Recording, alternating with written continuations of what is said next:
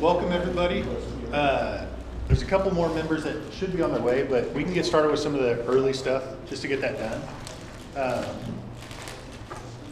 So we'll knock out the admin stuff first. Anybody get a chance to review the minutes? Yes. Yes. So before I ask for a motion to approve them, what do you guys think of those minutes versus what we were previously doing? Much more detailed. Much better. Too much, or you like that? No, I think it's necessary. It's good. Okay. I think, Yeah, Thank you, Karina. working on it, guys, get better. All right. Does anybody have a motion to approve the minutes? I'll make a motion. Second? I'll second. Okay, thank you.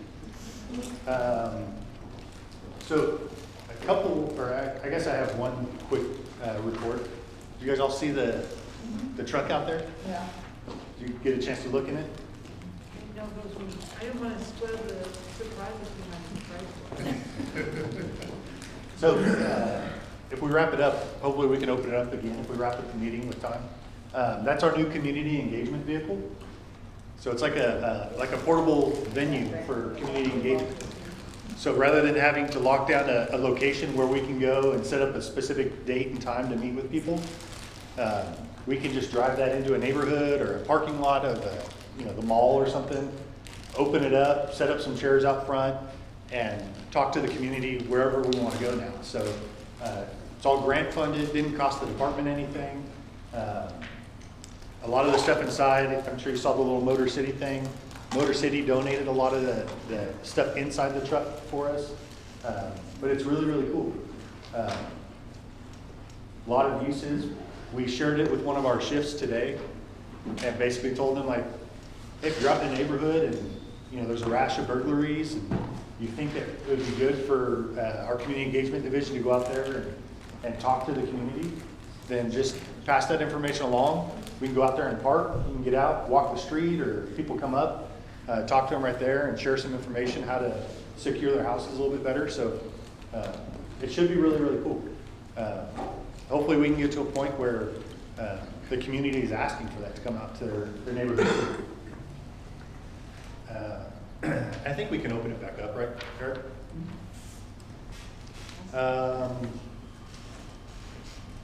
Before I open it up to any reports from the CAP, me and Karina and Sergeant Celadon and Captain King went to a principal policing class 2 weeks ago, right? Yeah.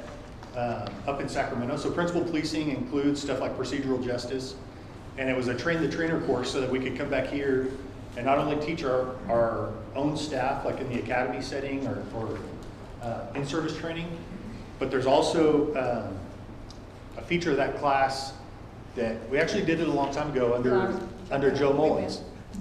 So Kathleen, you were involved in that? Yeah, we went. And Chuck? So the community side is partnering officers and community members at the same table as we teach this class. Right. So I don't know how long it'll take us to get back to that point, but so I was an officer that attended that back then, or I don't know if I was an officer, maybe a detective or something. 2017, 18, right? Yeah.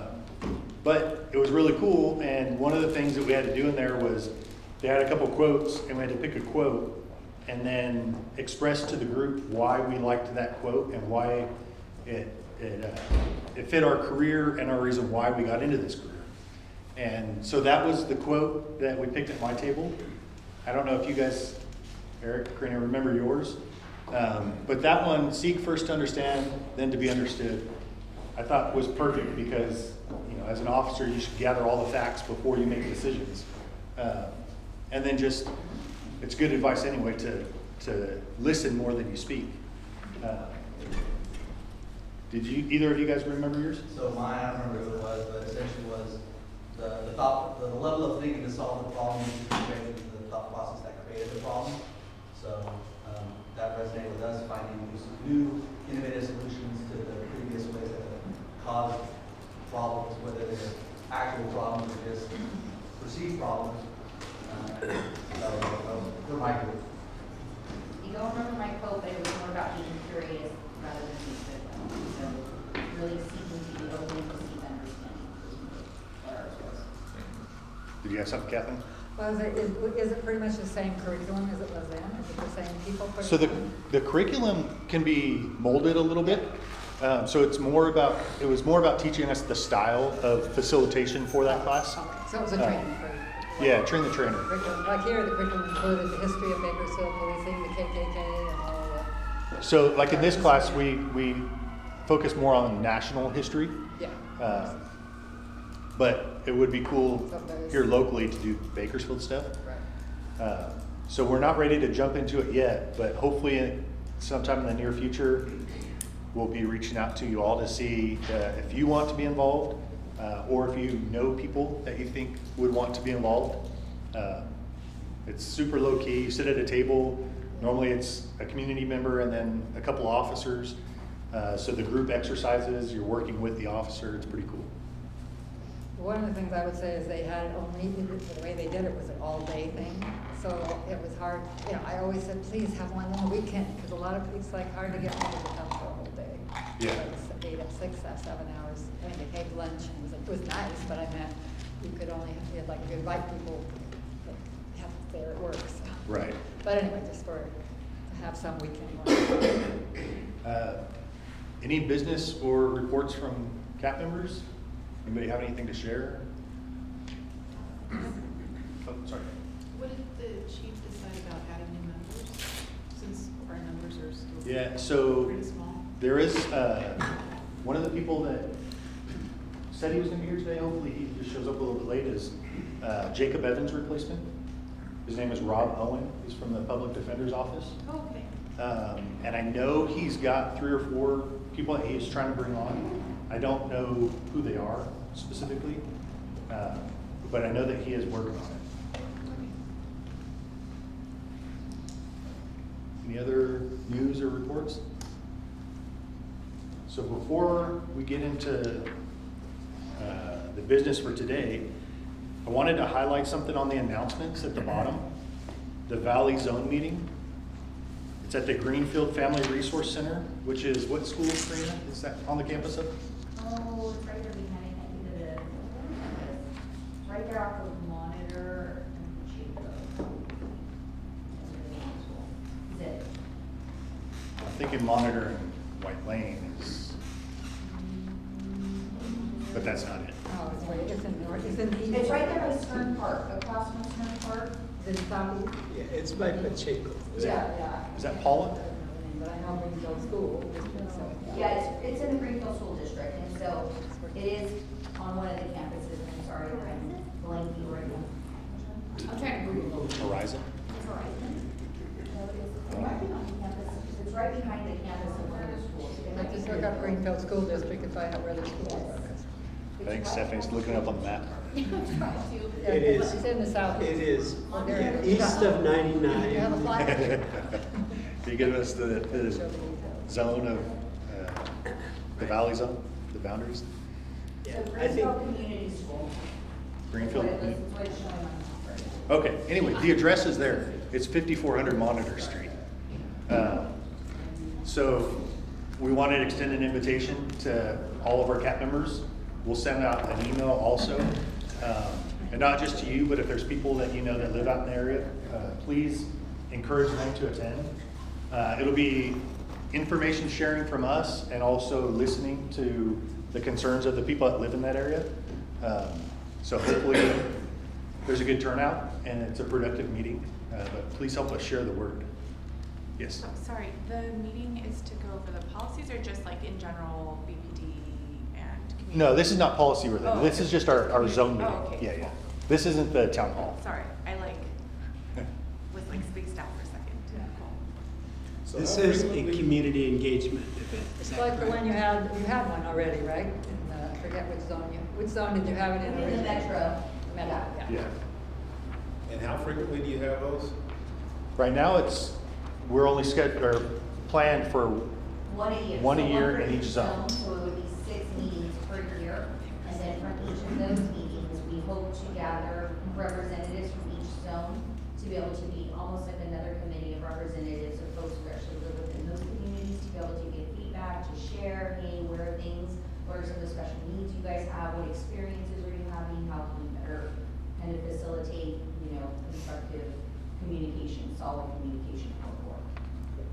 One of the things I'm looking forward to is, because we do a lot of data work, so we can tell you, okay, there's a lot of auto thefts in the Valley Zone. I don't know if that's true, but let's just pretend it is.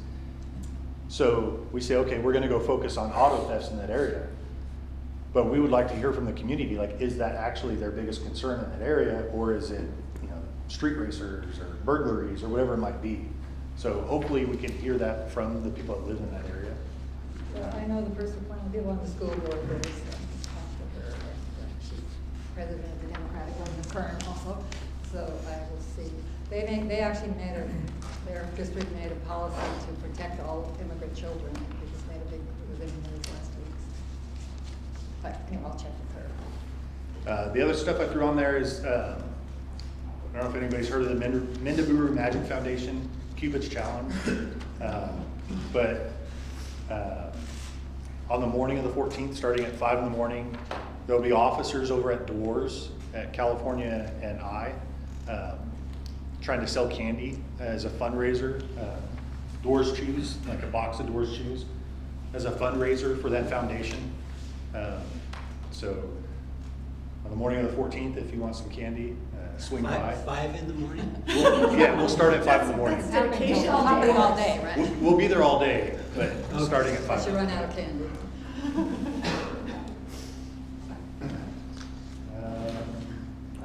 What is it supposed to rain on Friday? It's supposed to be really. We'll be there, rain or shine. It's supposed to. That's not this You week, that's next. you know that you want some Next. Doors Chews. I've been trying not to This eat Friday. this sweets. You gift them. It's a dry Be the ones getting wet. There's Yeah. gonna be tents, You're right. you don't even have, you just roll down the window, they throw it at you. Yeah. It's Valentine's Day, isn't it? You don't. Not this week, it's not this, it'll be this week. Maybe more. And then we have youth diversion on there, which we've discussed that one before, and then the Miramonte High School Job Fair. So the community engagement staff will be there, and our recruitment team, or somebody from our recruitment team. Any other business from CAT members before Sergeant Bishop and his team take over? What actually is the version? Youth, who explained that last time? What did you say? I couldn't hear. What is the youth diversion? Youth diversion is up at the Juvenile Justice Center, and it's an opportunity, Karina, I believe it's like mock trial kids that hear these court cases. Yeah, like teen court. Oh, team. Yes. And then they make a recommendation, and it'll be like some sort of community service or something that the kid gets for whatever it is that they did.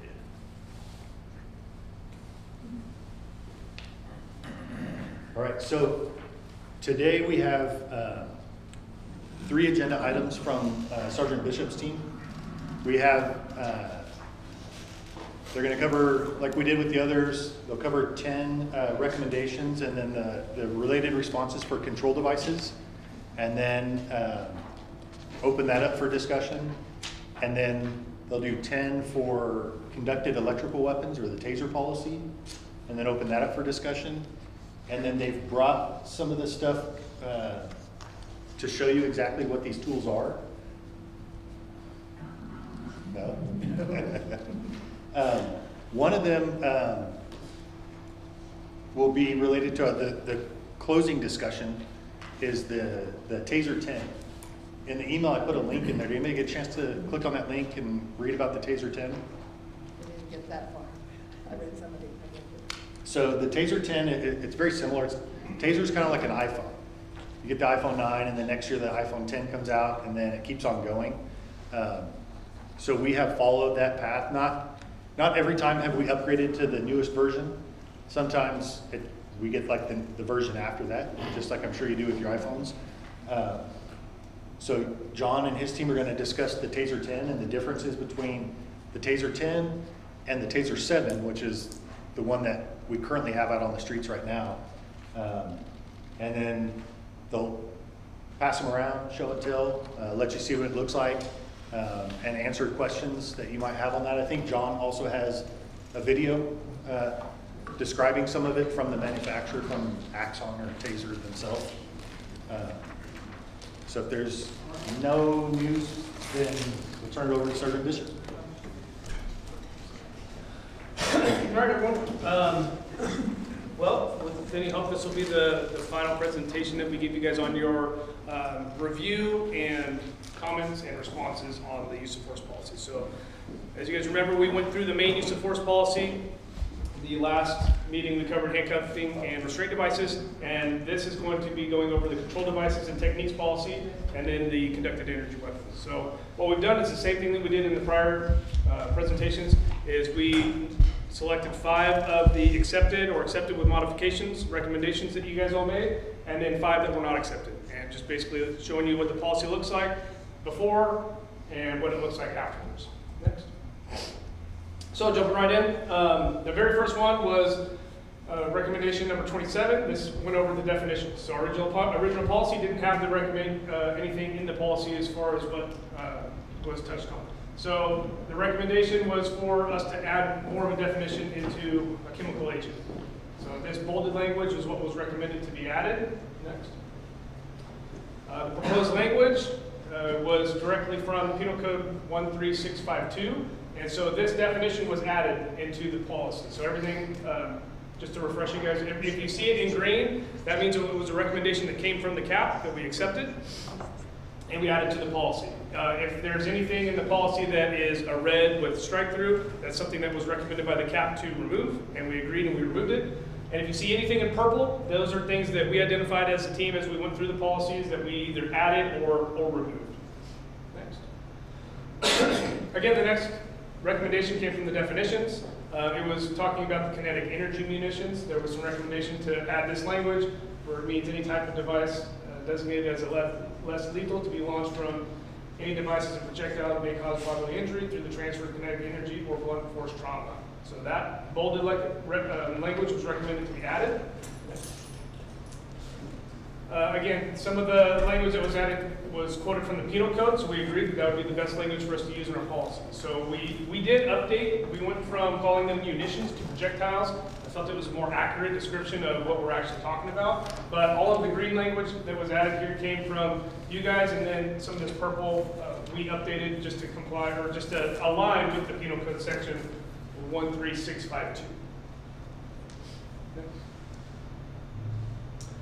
The authorized use of control devices.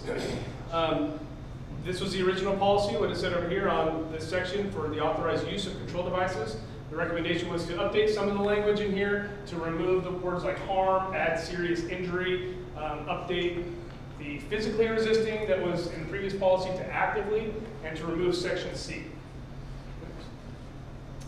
So in our response, we did update some of the language. We updated it to be consistent with policy 300, or the use of force policy. So we updated it to be called physical harm and actively resisting, which was more consistent with the use of force main policy.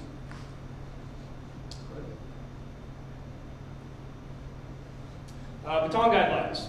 So the original policy that talked about baton guidelines is over here. Strikes to certain areas that could be considered as deadly force.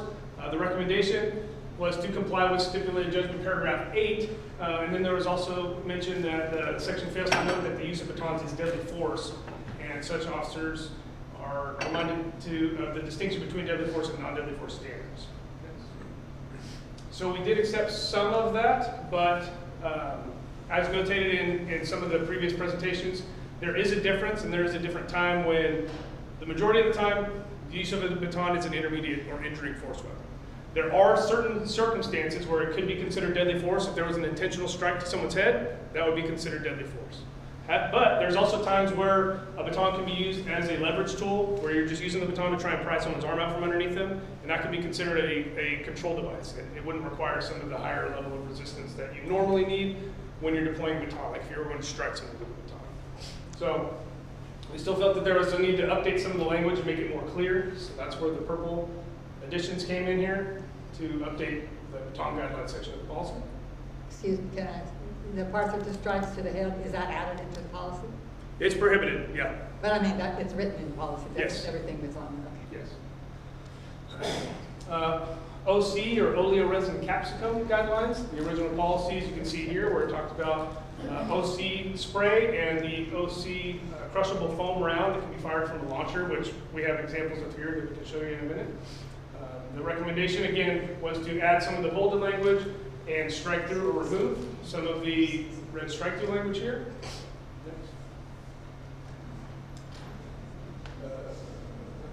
Oh, yeah, sorry, if it scrolls, some of the language was longer than a slide would hold, so, you know, scroll through some of the longer responses or recommendations.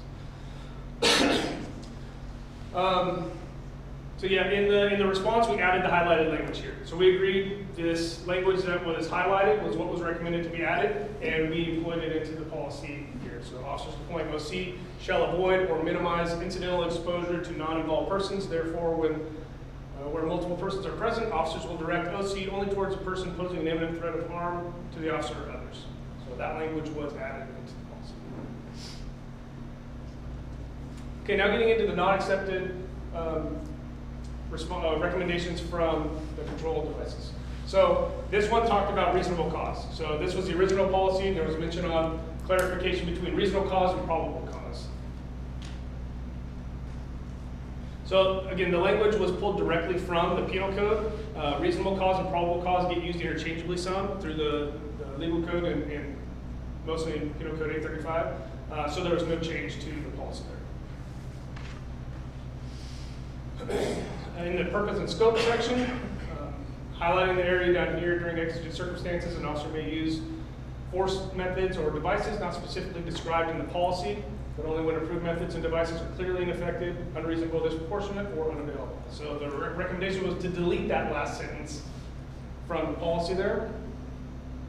Our response was that it was going to remain because there are some circumstances where an officer might not have access to these other weapons, or they might be ineffective, and given the quick nature where decisions and options have to be used in split seconds, it would have caused problems to remove that from the policy. So there was some edits that were made to this section in the purpose and scope. As you can see here, where there's some language added by the CAP, there was some things that were removed and added by us on the use of force team as we went through it, but that final section we did decide to keep into the policy. Department approved control devices. One of the questions that came was just curious on why would an officer purchase their own baton? And what's the percentage of officers who purchase their own baton? Because in the policy it says that the purchase of certain personally owned batons is permitted. So, for example, this is the type of baton that every officer gets provided. So the department pays for one of these. Whenever they get through an academy, they're all provided this. This is the 29-inch wood straight baton. It can come in either a wood grain just like this or a black color. This would be an example of a collapsible baton that an officer would have to purchase on their own. So statistically, if an officer has one of these, 100% of the officers have purchased their own because the department doesn't pay for these. So there is an ability for officers to buy some of their own equipment, and this is one of those options. So if an officer wanted to carry a collapsible baton just like this, so that it's easier to carry, then they can pull it out like that. If it needs to be deployed, then they can purchase one of these on their own. Next. So again, that's just basically the response that officers are permitted to purchase their own batons, as well as some other types of equipment they can purchase on their own, as long as it's within policy. So there's no change to that.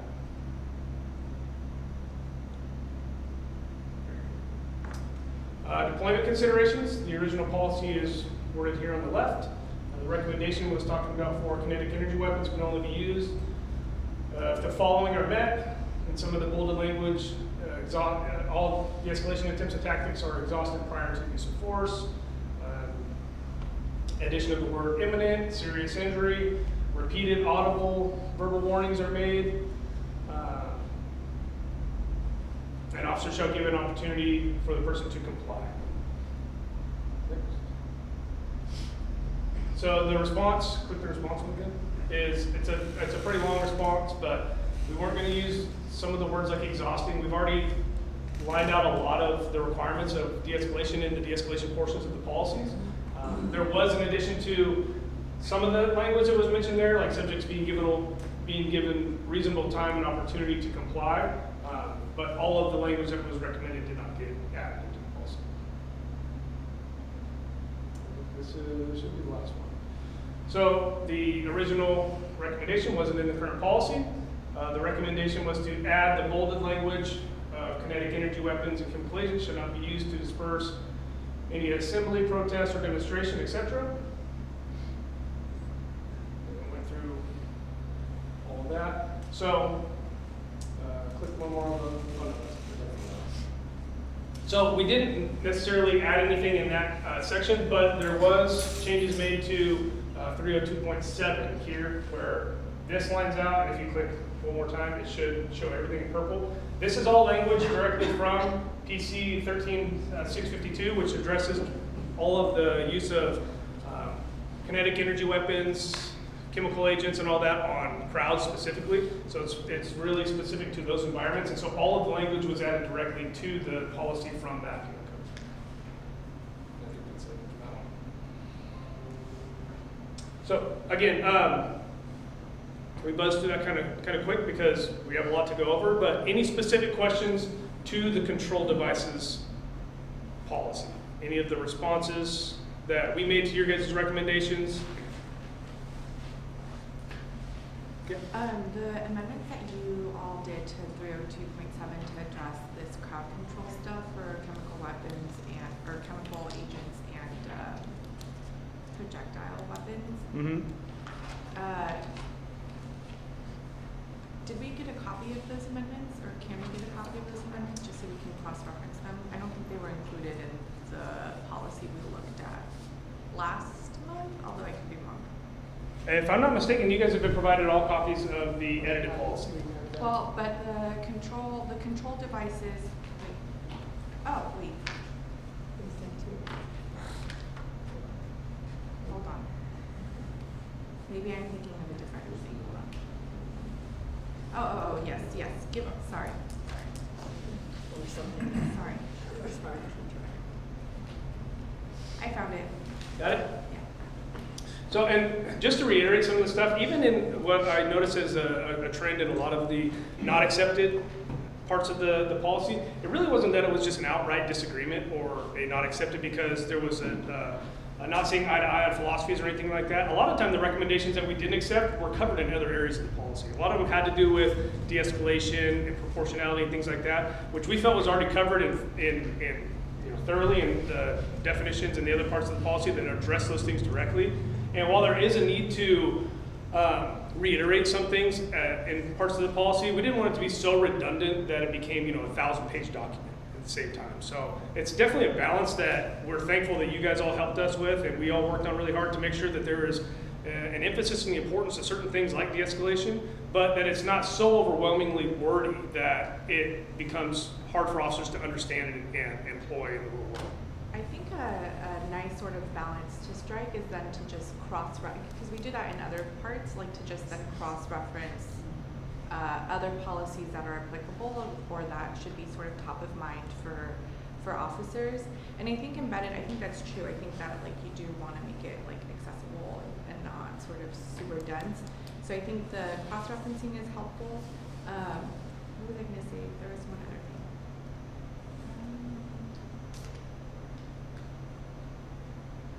I don't know. I'll raise my hand, I'm sure, when I remember. Yeah, Sorry. and we'll have time for more question and answers and engagement and whatnot. Does anybody else have any specific recommendations or questions that they want to raise?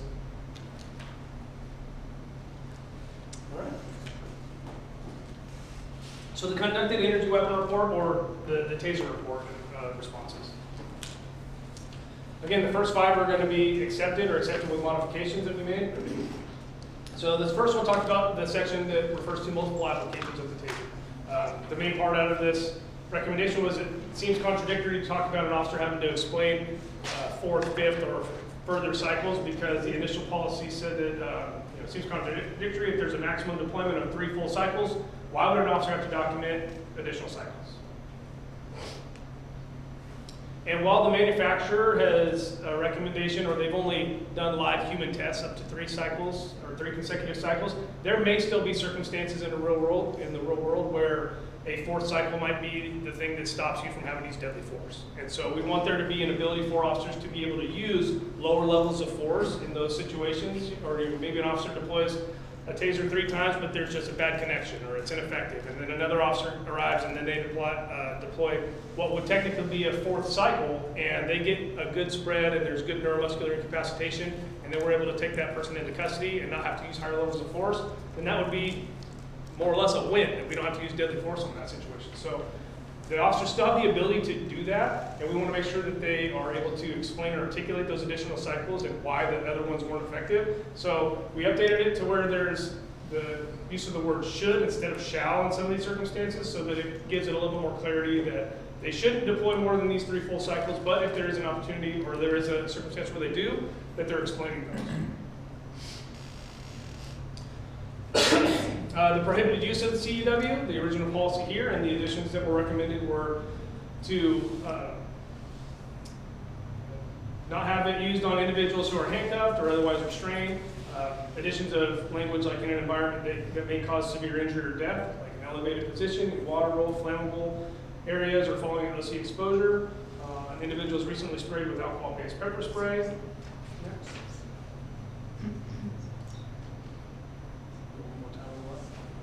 So the response was that section was revised to comply specifically with the language from the stipulated judgment. So some of this was removed by us, and we simplified it just to put the use of the CEW is prohibited in the following individuals unless officers have specific articulable facts that make its use necessary. So we clarified, we removed this part here, the suspects who are in restraints, and clarified it to on individuals who are handcuffed or otherwise restrained unless the subject is actively resisting or poses a direct and immediate threat to the officers and or themselves. Individuals whose position or activity may result in collateral damage or injury, such as falls from height, operating motor vehicles, drowning in water, etc. The application of the CEW section. The recommendation was that the officer must articulate a reasonable belief that lesser controlling force options or additional intermediate options available are ineffective, impractical, or would have presented a greater danger to the officer, the subject, or others. And it talked about how it needed to emphasize or align more with the paragraphs of the stipulated judgment. So the response was that this section was slightly altered to better clarify the sentence flow. However, the stipulated judgment sections are already addressed in the de-escalation and deadly force sections and will not need to be in this section. So we did change some of the language here that was recommended, but again, cited back to where other parts of the policy already covered the requirements of the stipulated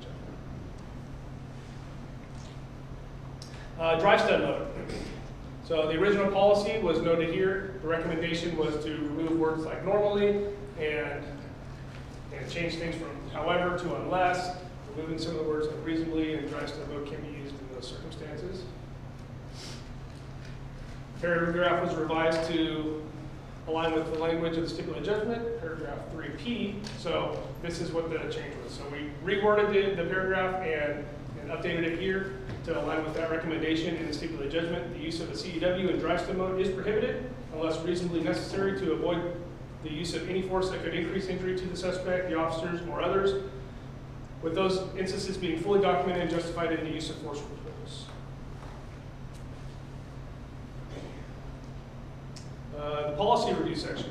So the recommendation was to add language like that members of the community advisory panel are to be involved in the annual update or review of the policy.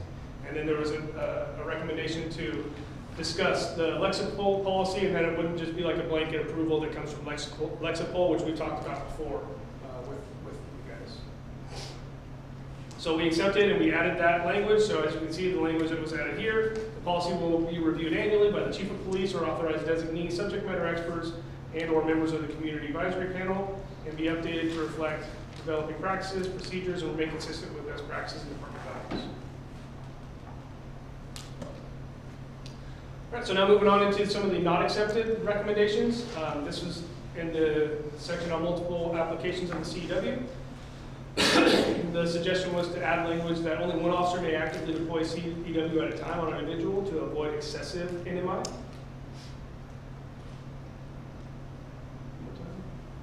So the response is that this would just impose unnecessary restrictions on officers making those split-second decisions and could potentially lead to unsafe circumstances for the officers and the public. It's not reasonable for us to know what each other are thinking or seeing from different perspectives. And there may be circumstances where two officers could deploy a taser at the exact same time based off of the response to a threat that they both perceive, not knowing that the other one might be gonna deploy his or her taser as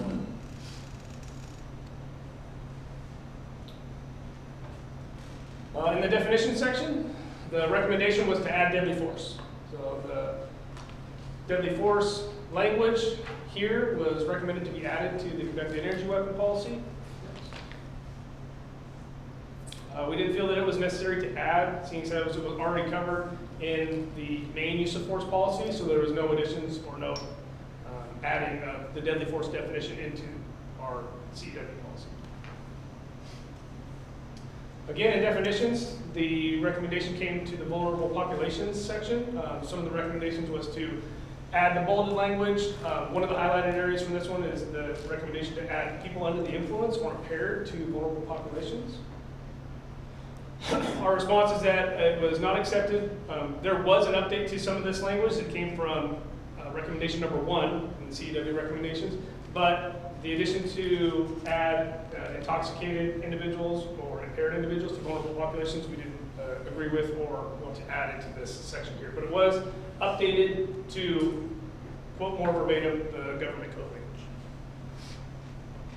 Sorry, can you go back really quick?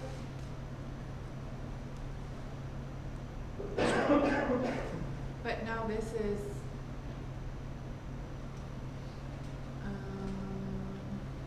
less inclusive. It doesn't include people with like limited English proficiency, which it should include. Mm-hmm. Yeah, this is just the language that we pulled exactly straight from the government code. Right, but that's the floor, not the ceiling. So like you could still cite to the government code and put see government code, yada yada, but you can still include people with limited English proficiency because that's what you had before, and that should not, we're not trying to go backwards. Right, and this is just a definition from the CEW policy. There's a whole section on vulnerable populations in the main use of force policy that will Right, cover but all that should- stuff. It should be aligned. It should be aligned, Consistent. but again, this is just the definition from the government code, and some of that, the limited English proficiency and the lack of the ability to understand is covered in the main Right, use but of when force there's, policy. when there's inconsistencies like this in policies, that's when officers, it's too vague and too broad, and it's too, it offers almost an escape valve, right? Because you're like, oh, well, in this policy it was this, in this policy it was that, and you're just exposing BPD as being exposed to like liability for, like if an officer were to engage in some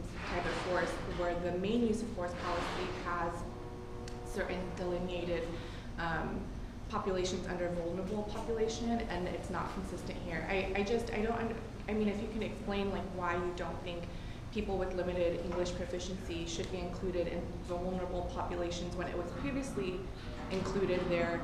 I mean, I understand what you're saying, that you're pulling directly from government code, but again, that's the floor, not the ceiling, and you can always say, see, da-da-da-da, but like it can be more inclusive than what the government code says. Yeah, and I think it is in the main use of force policy, which is not a standalone policy from the Right, but it's CEW or these other inconsistent. policies. And there should be consistencies in it, but again, this is just the shortened direct citation of the government code. So the officers are still expected to stay accountable to the vulnerable populations section of the main use of force policy. Just as someone who has litigated these sorts of things, I really think that BPD is being exposed to liability here for not being consistent. And I just don't understand like why there's almost this like allergic reaction to not including people with limited English proficiency if that was in the policy before. I mean, maybe if you can explain the rationale for eliminating that language, it would be helpful. I think that you bring up a good point, and I think that it's something that we'll just have to go back and look at and just make sure that it aligns properly. Because we're on the same page. We want everything to be as consistent as possible. We're not intentionally trying to remove something here to try and give an out or a way that officers could use more force on someone else in a different way. That's not the intention of this at all. So bringing that up, we'll go back and we'll look at it. I don't have it up right here in front of me to refer to, but I'll make sure that we are directly like on the same page with the other policies if that's gonna be I an guess I just wouldn't inconsistency. want my words to be misconstrued, so then there's a narrowing of the definition in the use of force policy. Like, I do think it's important to have people with limited English proficiency be considered as part of vulnerable populations. And, you know, I also think, I was the one who made the suggestion about the, you know, if you have like some sort of like impairment or like under the influence of some sort of like substance.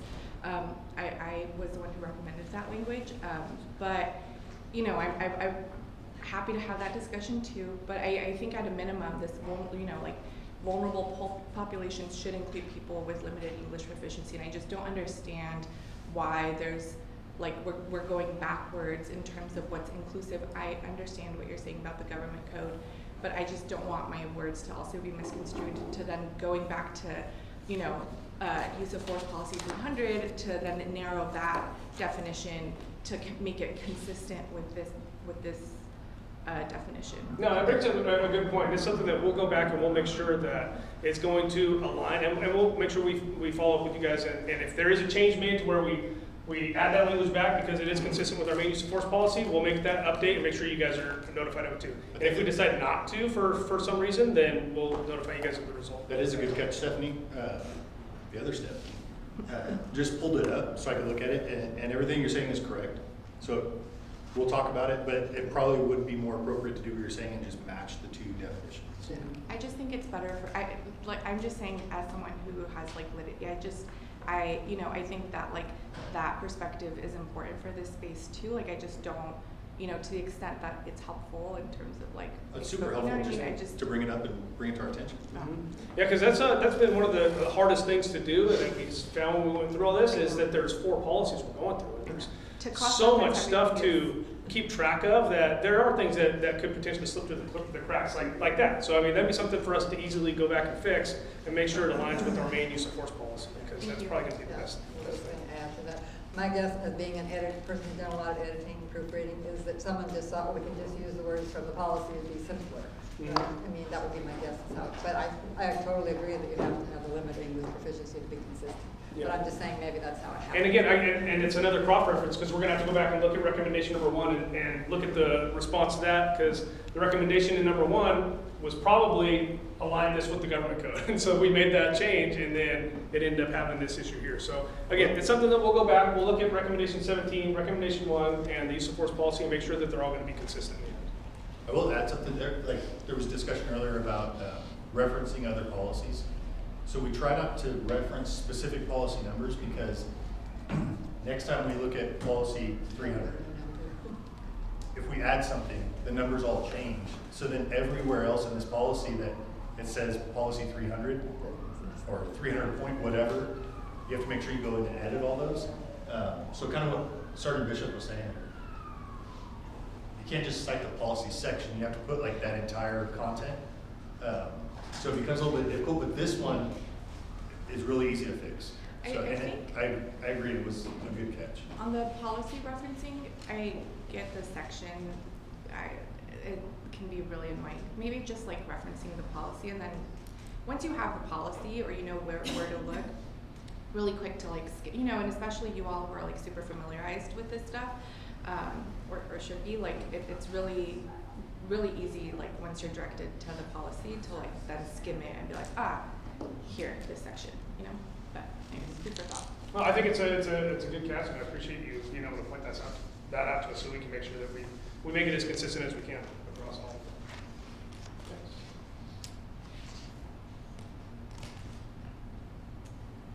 This was a proportionality section that talks specifically about the reasonably believe and reasonably perceived parts of the policy. So the recommendation was to revise, because it conflates deadly and non-deadly force standard, for example, the language reasonably believe and reasonably perceived.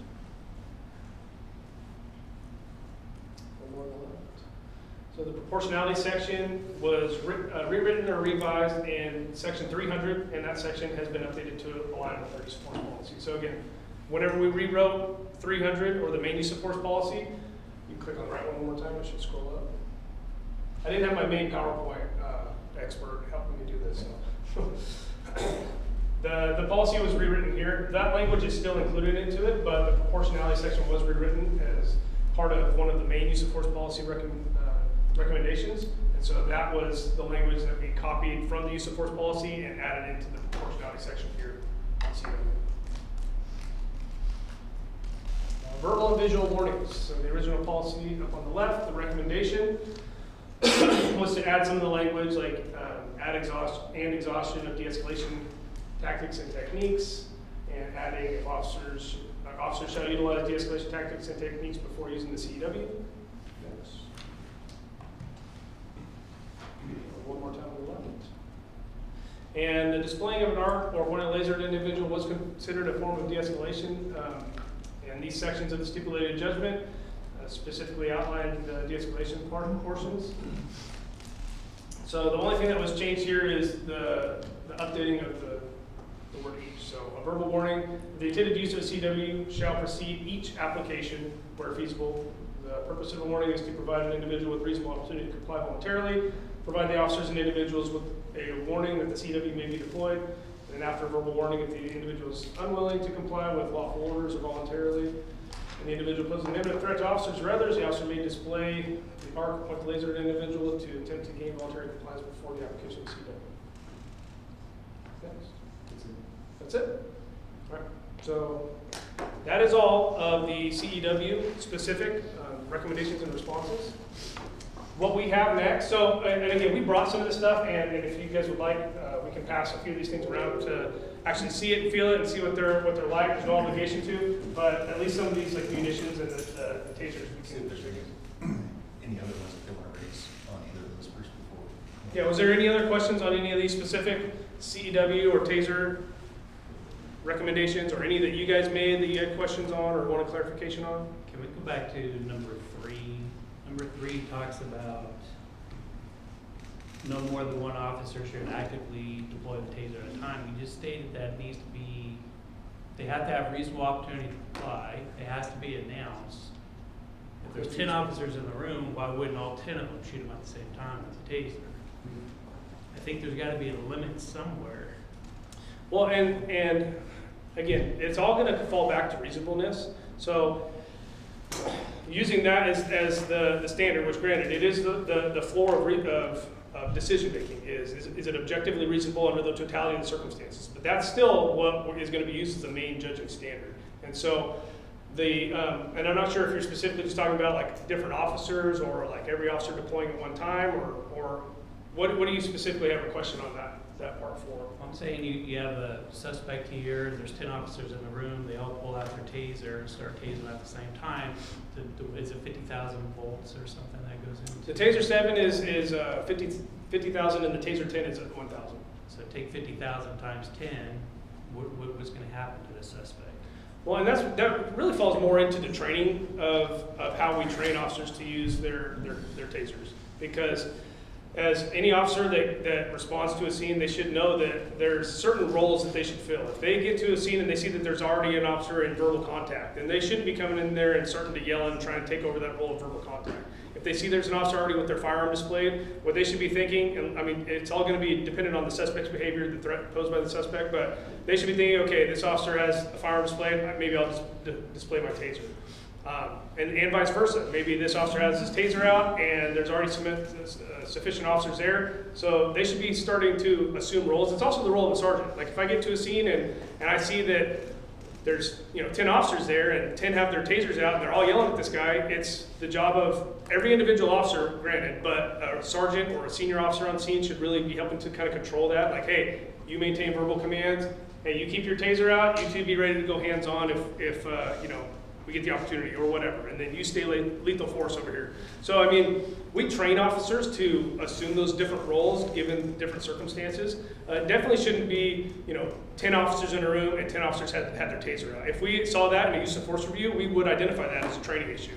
And we would bring those officers back in, we would debrief it and say, hey, look, 10 taser deployments, for one, it's not gonna be effective. But for two, you guys are exposing this person to potential excessive force, and now you guys are setting yourselves up for liability. So there's training issues that we would address in it, but that's more the environment that you're going to see it in.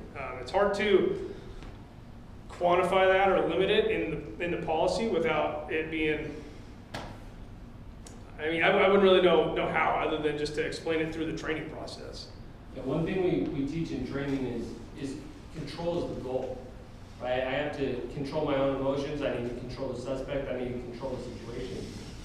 We teach our officers to be thinkers, not robots, right? There's certain jobs, right? If control is the goal, whether I use force or I verbally talk to this guy and get him to comply, I have to take him to testing, right? So we're not gonna show up as officers and all of us have our less lethal out, right? We're gonna find like, okay, less lethal's taken, okay, I need a hands-on team, I need a lethal team, I need this team, like, so that's how we do it in training. So why the reservation of not putting that in there? I think it's more appropriate in training. I think it's hard to put it into policy and say like in every situation, and there's only one officer to display their firearm, only one officer to use a taser, and only 2 officers to be designated hands-on, and everyone else leave the scene, or something like that. You know, it's hard to lay out every scenario that could happen in the policy, and that's why there is a certain level of vagueness to it, because ultimately it is going to come down to dynamic, split-second decisions that an officer could have to make. And if the policy is so restrictive to specific examples, then it's going to set the officers up, the city up, and the community up for failure. So that's why there is intentionally a set amount of vagueness to it, because officers operate in very dynamic, ever-changing situations. And so it might be something where, hey, maybe 3 people do deploy tasers on this person, but it prevented us from having to use deadly force or firearms. And so ultimately that was the better outcome than only one officer is allowed to use a taser in the circumstances, because our policy says only one officer can use a taser at a time, and it didn't work, and then we ended up shooting this guy. And we could have maybe stopped it by a second or third officer deploying a taser. I mean, that's just like an example. Well, I agree, but I think you're restricting the officers by putting A and B right there, by saying you have to give them time to comply, and you also have to announce it. Well, I mean, that takes time. when it's reasonable, when it's feasible, and again, it's those caveats that give officers the opportunity, because there might not be time. There might not be time for them to voluntarily comply. Somebody might come charge through that door right now with a knife, and I don't have the time to observe that, react, display my taser, give an arc switch, and say stop or I'm going to tase you. I might not have time for all that. I might have nothing but shoot, and then pull a taser and deploy it so that I don't get stabbed or someone doesn't have to shoot them. I mean, sometimes there's circumstances where you just don't have the time, and that's why those words like when it's reasonable, when there's feasible amount of time are included in there. One thing to think about a taser too, or any tool for that matter, is they're not 100% effective all the time, right? So if you said only one person could use their taser, right, we only have 2 shots with our taser. So if that first shot's ineffective, that second shot's ineffective, then what do you do? Well, then Right, the and the second, guys- I'm saying that, I guess that was the adjective I was looking for. I was saying actively deploy, actively engage, actively, well, something where it is effective. So you are effectively tasing this person. She can't effectively tase him, and he can't effectively tase him all at the same time. That's the adjective that I was looking for.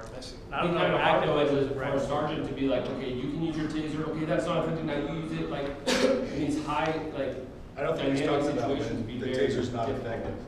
He's talking about When it is effective. More, it is effective. So I still think it's hard to absolutely say you shall not do this. So here would be an example. If Officer Doyle's sitting at the computer and I are here to arrest Sergeant Bishop, and he pulls a knife, Brandon, can you see me? No, I can see. Right, like I can see his knee, but I can't see his hand. if we both see him pull a knife and we're like, we don't want to shoot this guy, so we go to the other side of our belt and pull our taser, we didn't have time to prepare an approach to that. So that would be a rare circumstance where the 2 of us may both tase him at the same time. That is very, very rare. Normally, kind of what Sergeant Bishop described is, if me and Adia and Dan are a group of officers and we're here to arrest Sergeant Bishop, I could say, hey, Adia, get your taser out, you'll be less lethal. Dan, have your gun ready, you'll be lethal coverage, and I'll be the communicator and go hands-on. So then as we go in, everybody knows their role. So that when feasible part is for these rare circumstances where me and Brandon Doyle are both going to get him, and we have no way of knowing that the other is gonna pull their taser. Does that make sense? I mean, it does, but Yeah, I'll add some kind of, I would say, maybe you could just put some kind of a sentence in there that says some, generally what you're trying to say. It would be, normally only, or each person will use the taser in their role, or, something where you actually put some words in there to say, I can't think of it right now, but like generally tasers will be limited to only the use necessary according to the role the person is playing or something. Because that makes, at least there's something there, like he's saying, to make it clear for people who are reading it, to say, okay, they're not just, anybody's not shooting their taser. Dave, I don't have a good way to say it yet. Is I'm there a just way saying that- maybe something that could Because be like a to me, general it's thing, so I you're keep not. referring more or less to, under some of the situations where I've seen officers, adrenaline is rushing. Somebody just shot at an officer, now all the officers are just flanking.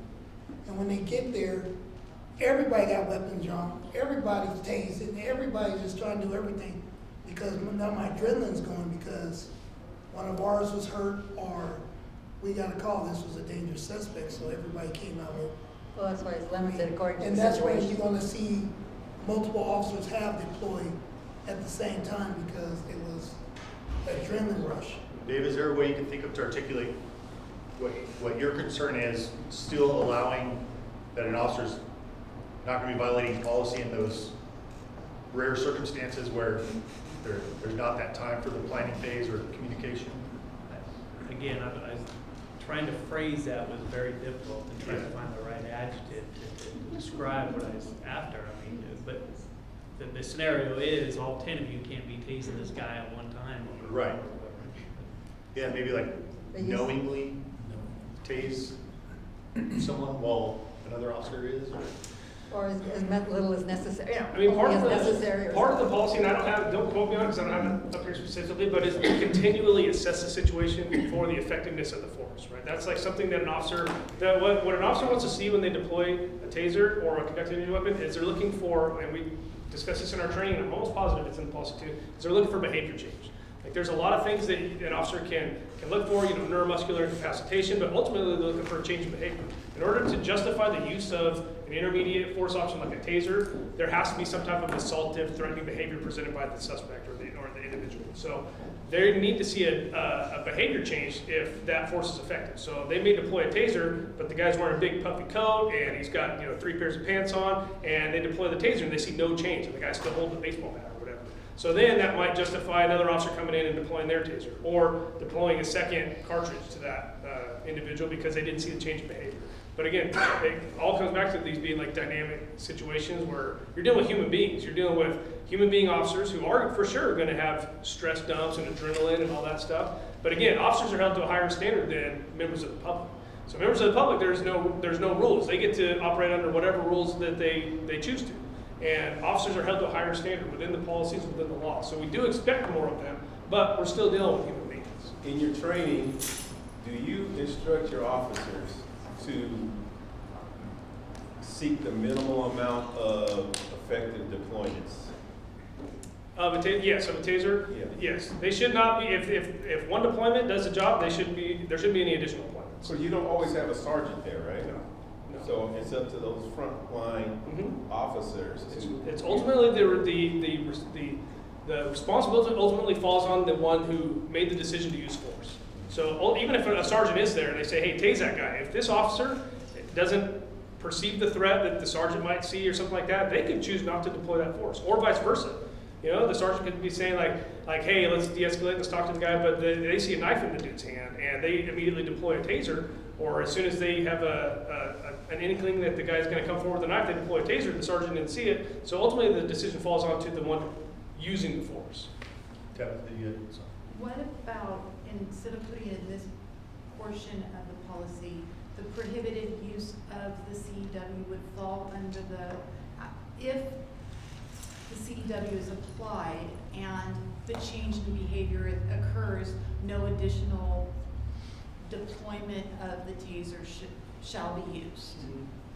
And that would be fine to have in the prohibitions part of the policy too. If there is an effective use of a taser, then additional, or there's compliance following the use of a taser, then no additional uses of a taser would be authorized. Then would be we've prohibited. addressed that concern, but it's in a little where you don't have to be so wordy. It's just it's gonna be in a prohibited unless there's specific circumstances, and then that applies to your situation where you could, that the articulatable facts would be, you guys could not see or coordinate your deployment of a taser, and therefore that's the articulable facts that alleviate that issue.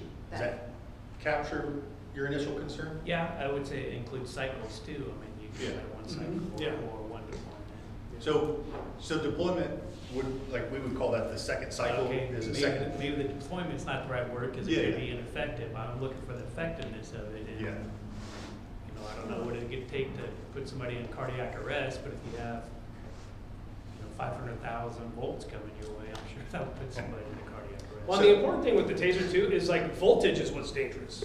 And I'm not the electrician, but I know that Axon has done a lot of research, and there are thousands of these deployed throughout the country, and there's thousands of deployments every single day. And if this was an extremely dangerous device, they wouldn't be in business. Like, we wouldn't be using them as a reasonable, less lethal force tool. But the voltage is what causes danger. That's what kills people, or maybe it's the opposite. Maybe it's the amperage. I can't remember. Again, I'm not the electrician, but these are tested to make sure that they're reasonably safe tools for us to use. If I could add just a couple brief things real quick on that, as I'm hearing some of the conversation take place, and Stephanie was doing some homework to paint the picture for me a little bit, some digging. Just for awareness, in 2024 alone, for some context, there's 87 total taser deployments, uses of separate incidents, 87 incidents. Only in one did we have 4 deployments. 3 of those were misses completely, so the darts aren't hitting what they're the intended target, so to speak. Hence the 4th one, which was successful. So I wanted to at least share some of that for some context to understand what the conversation looks like. That it's not necessarily, although I completely understand the example, like 10 people in a room kind of thing, and even to the point of if a sergeant's not there, because that absolutely happens every day. Quite honestly, sergeants are not. We don't have a 1-to-1 ratio for, as you know, but every single use of force, including the taser deployments, does go through the review process with that sergeant. And the taser captures a lot of information, letting us know, was it an actual, every single deployment, was it an actual good contact? Did it actually have the proper connection? So that we can also see that information.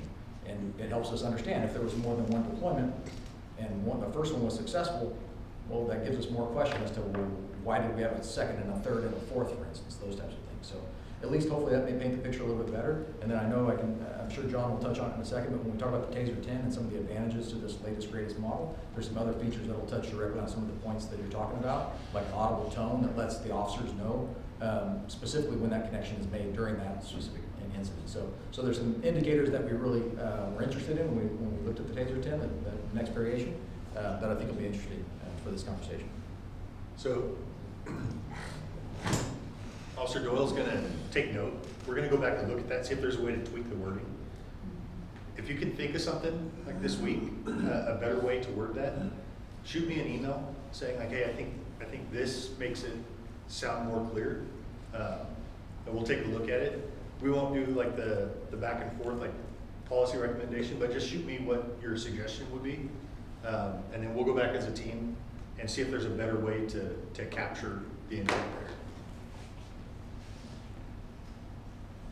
Any other questions or comments before we jump into this video that'll talk about the new TASER?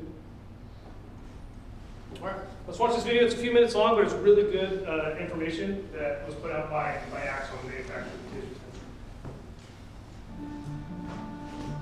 10. Why does an officer ever need to use lethal force? Police don't use lethal force because it's legal. They use it because it's reliable. It's the most effective way to stop a threat. Today, public safety has limited opportunities to stop a threat with a less lethal weapon.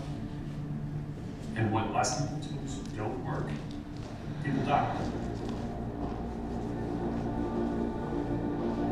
That is the problem we felt obligated to solve.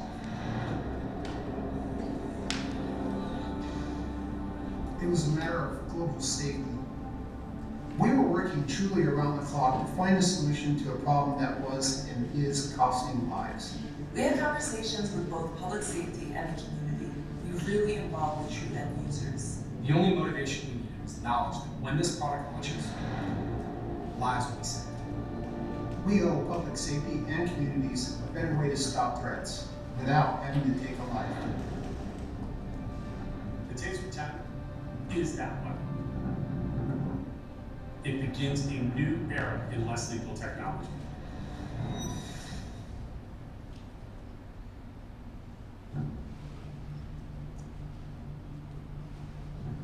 When we set out to develop our next generation TASER energy weapon, we couldn't make a weapon that was simply a small step above our last model.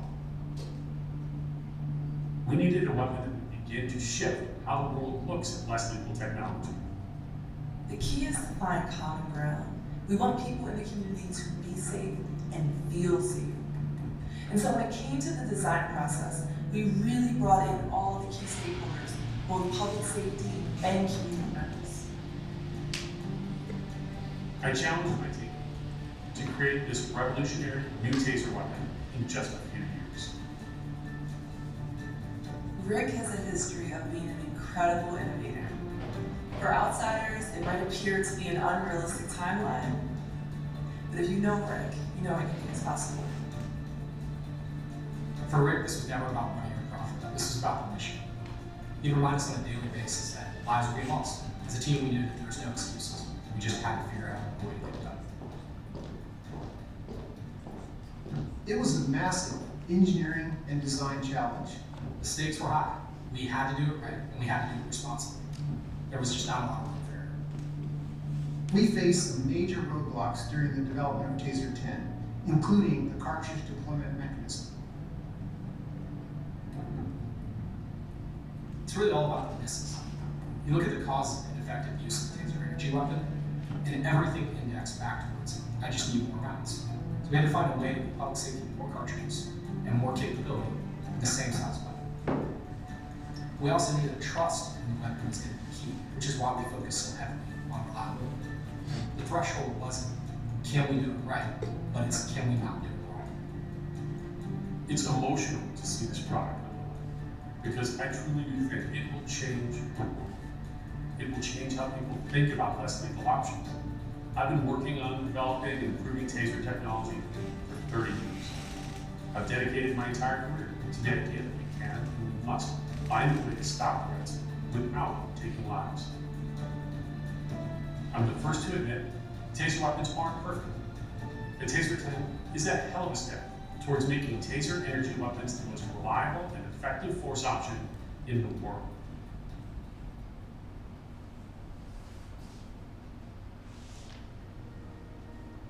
When officers try TASER 10 for the first time, their jaws really drop. This weapon can be used at almost twice the distance of our previous models. That's pretty incredible. When someone steps back and deploys their weapon from 35 feet, even 40 feet, they're astonished. That's when they realize this device is truly groundbreaking. It's important that the TASER 10 can be effective in stopping threats in situations where a firearm may have been the only option in the past. At the end of the day, community members and officers want to make it home. And by improving the effectiveness of TASER technology, we can help make sure that happens. On top of the distance, TASER 10 having 10 cartridges is a real game changer. Currently, TASER energy weapons have 1 to 2 cartridges. Officers in the field now have significantly more chances to stop a threat with a less lethal weapon, increasing the possibility of an effective outcome. And because this weapon only deploys 1 cartridge at a time, officers now have even more control over creating a large enough probe spread to really cause immobility. This device is part of a larger movement within Axon to make change at a faster pace. Axon has a moonshot goal to cut gun-related deaths between police and the public by 50% in the next 10 years. The first major step in accomplishing this moonshot goal is the TASER 10.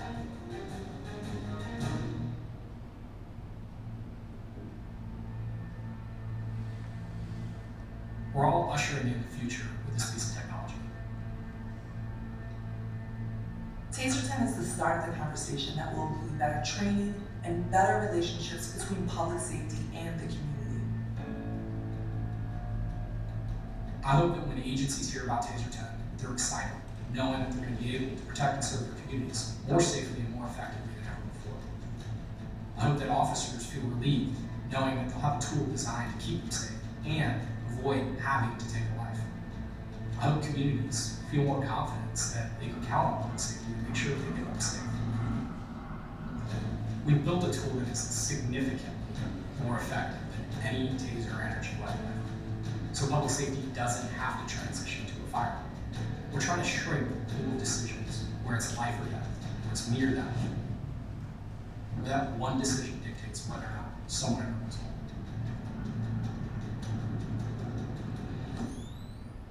Taser 10 is designed to save lives. It's that simple. With Taser 10, we can and will reduce the number of gun-related deaths worldwide. And I think that's as powerful a reason to believe in this product as anything else. It's that once-in-a-career product that you work toward and dream of.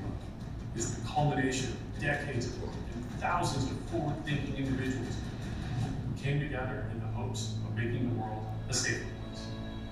I feel a sense of true hope watching this technology be adopted, and I can't wait to see where the coming years will take us.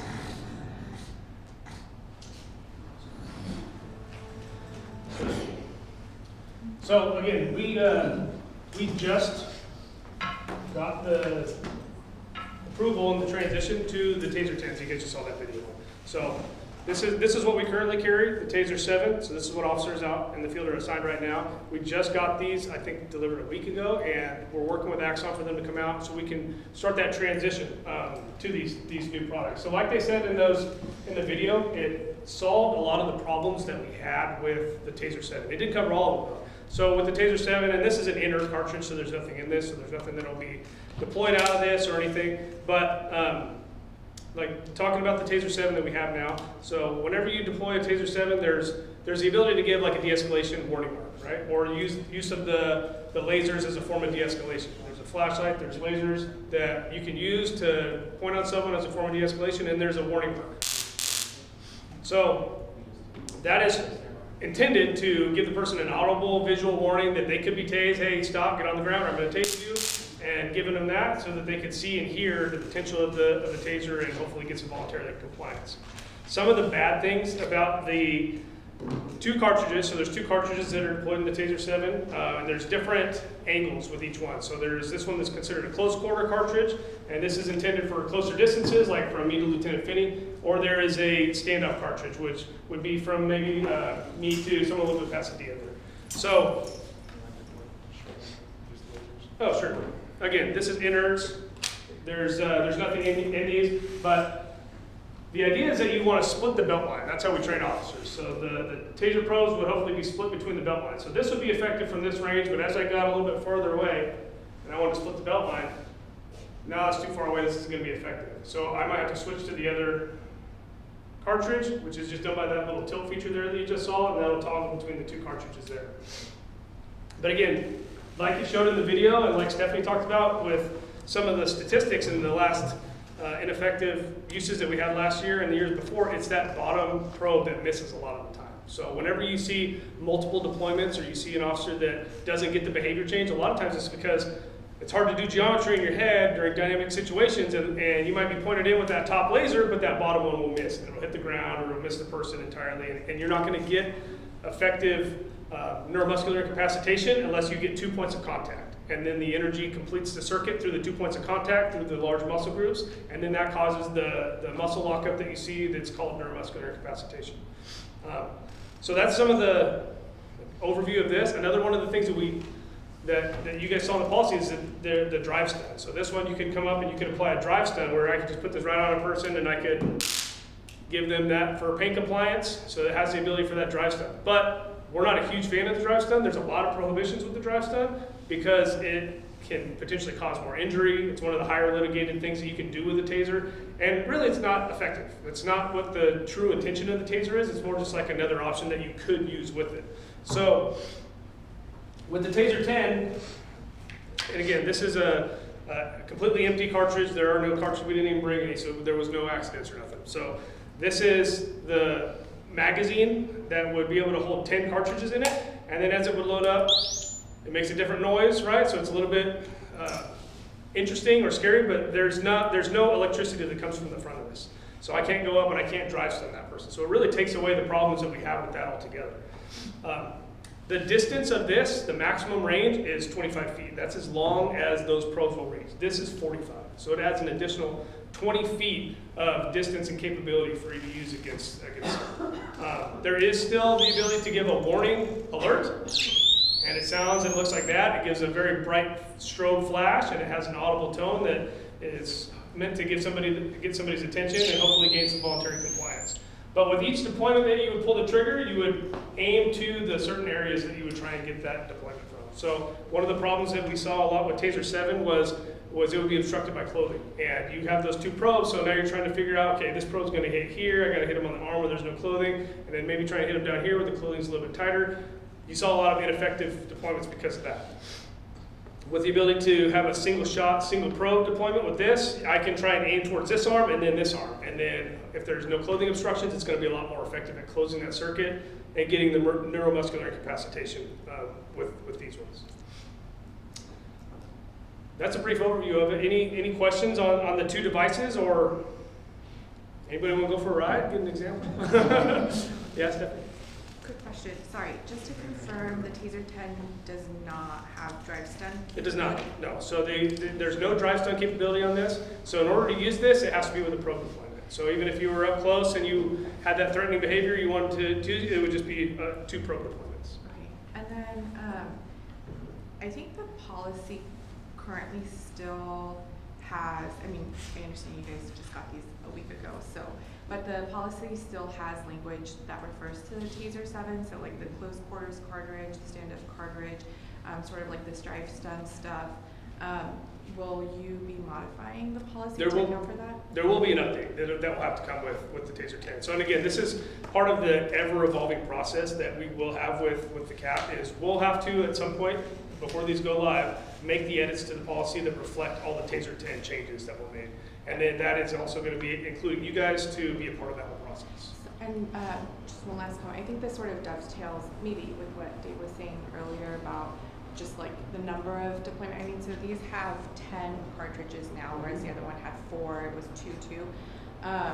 And so like, will there be an upper limit of how many, I mean, it sounds, you know, they're longer range reaching, sounds like they're maybe more effective because it only requires 1 cartridge, like contact to do its sort of job versus really sort of the 2 before. Yeah. There still needs to be connection with 2, so if you were to But it's not close deploying 2 at the same time. No, correct. So it will require 2 trigger deployments. But It still needs to, okay, well, but that aside, I mean, you have 10 now at your disposition versus the 4 that you had previously, and so will there be sort of like this will there be a limit? I think there should be a limit on the number of cartridges that can be employed, because, you know. Well, and you bring up a great point, because the technology in the device itself, if I deployed 10 probes into a person, it's not going to deliver electricity to all 10 probes. It finds the best 4 connections, and it limits it to those 4 connections. So it's ultimately the same amount of electricity that would be connected to 4 points from the Taser 7, and it's much lower voltage or amperage. Voltage. Is that in like the manufacturer, like can we see that? Just I think that would assuage some concerns. I'm not sure if it's in the information that Lieutenant Finney sent to you guys. In the hyperlink, the one that I sent you instead of the video was a lot of like question answer. So it was like, okay, people may have a question. What's the volt, or is it the same as electrocuting somebody? And it talks about that. I can look it up. I'll do my homework, but and then I'm sure I'll raise it next time, or I'll send an email. But yeah, I just wanted to know like if BPD was going to be doing like an upper limit, since there are 10, even if it's lower voltage, there's 10 cartridges now per officer, and so I think sort of dovetails maybe with the concern that Dave wrote. No, I think it 100% aligns with what Dave was talking about, and I think that there's definitely, I mean, the language in the policy is still going to ultimately fall back to reasonableness. Like, was there a behavior change? Was there reasonableness for the deployment of additional cycles? And there's a whole section dedicated to multiple deployments of a CEW. So that's going to have to be edited to address the concerns with having more shots available in the TASER 10. But again, the technology in the system still goes back to only finding 4 connections and linking to those 4. You're not gonna shoot anything out there, don't worry. And the added benefit of having more potential for cartridges to be deployed is with the TASER 7s, if we deployed both cartridges and didn't get neuromuscular incapacitation, well, that taser is now ineffective. You'd have to take that cartridge out, get another one, reload in a dynamic situation. That's not always possible. But now here you do have the opportunity to still make the weapon effective, which ultimately is the goal to have. no, So it's not that, while there's a potential for 10 deployments, that's not an ideal situation, or would be typical. No, I totally understand. I guess I was just a little, I mean. It sounds like a lot at first we see, 10, It can, right. you know, I'm sure there, you know, hopefully it won't be this department, but I'm sure there will be like, you know, like there's always that like one incident that people hope doesn't happen, and you know what I mean? And so I guess to sort of like head that off, like I was just wondering if that was something that you all were sort of like thinking about, especially at this sort of like initial stage when you're, you know, learning about TASER 10 and sort of how to update the policy to reflect its capabilities. Stephanie, if I can add, because you're talking about the policy and the updates to include TASER 10. So there is a possibility that it's not everybody gets theirs replaced at the same time. So the policy may address TASER 7 and TASER 10. Until eventually TASER 7 is discontinued. Yeah, I get that. You can't. So with the new laser, with the TASER 10, the voltage only went to a maximum of 1,000 volts. So are they saying 1,000 volt does the job, the 50,000 was overkill anyhow? No, so it went from 40,000 to 1,000 because the electricity no longer makes the air gap. So now the dart has to penetrate or touch the actual person's skin for it to achieve neuromuscular incapacitation and complete the circuit. That drive stun required a higher voltage to get it to arc across the front like that. Okay. And with the TASER 7, there will be the potential, like where a jacket and stick as you're wearing, a TASER 7 might be able to penetrate that and still make connection with the skin and have a neuromuscular incapacitation. The TASER 10, unless I were to get you in the hand, it's probably not going to be effective. Well, they probably won't, because every time when I go to prison, I got about 7 jackets. So, and part of the technology come with it is the virtual reality, like you guys might have seen on the video. Some of the training that comes with that is putting on the virtual reality headset and deploying on moving targets and different clothing types. So you have to target, you know, the hands and the legs where the clothing is either tighter or it's not going to be causing that obstruction. So I noticed on the 7, some of your early warning devices were the lights and then the buzzing sound. Does a 10 have the buzzing? It's not the same sound. So like for the 7, it's the arc switch. It sounds like electricity. It seems like that will get a for the spike 10, attention. that's the sound. That's the warning alert. On the 7, that arc sound, that's the same function to drive stun, where it arcs the electricity across the front. Yes, sir. You mentioned that with the TASER 7, there were 2 points of contact that created the muscular situation. And with the 10, you mentioned 4. And my question in the policy, it states that if you use more than 3, then, so could you update that? Oh yeah, that's going to have to be updated. A lot of the language is going to have to be updated specific to the TASER. You guys done, certain I parts. think it's a miscommunication. So what he's saying is, with the TASER 10, if we shot him 10 times, it's only going to pick the best 4 connections, right? And you need 2 connections to make a good connection, right? The same thing with the TASER 10 or 7. If I shot him with 2 cartridges, there's 4 darts in him, and it's going to make that connection with both of those darts. But it's still one cycle. So it's still one cycle, though. But also, does that make sense?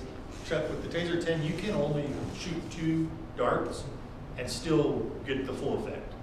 Yeah. You don't have to shoot 4. Just if you shot 4, it would connect with 4 points. 4 is the maximum. That's the maximum that the TASER will connect in that circuit. But you can also do the 2. So in training, would officers be trained to try and make do with two? That's still the. Yeah, yes, 100%. Please, John. You would With still the- have to, what's up? Can you explain the indicators? With the Taser that 7, let the officer know? They're taught to fire That's no one. connection. Oh, yeah. Obviously, if there's no connection there, then they transition to the other cartridge and try again. But Okay. the training would be the same with the. With the Taser 7, one shot is 2 darts. It's 2 darts, yeah. And With like the you can see, Taser you know, 10, there's, one shot is 1 dart. Correct. Yes. you know, when I pull the trigger, both of those darts deploy, and now it goes to the other cartridge. There's only 2 shots available. And then whenever you pull the trigger again, now there's no more shots available. And it goes to the automated 5-second shot. In policy, when we're talking about no more than 3, we're talking about cycles, we're not talking about points of contact.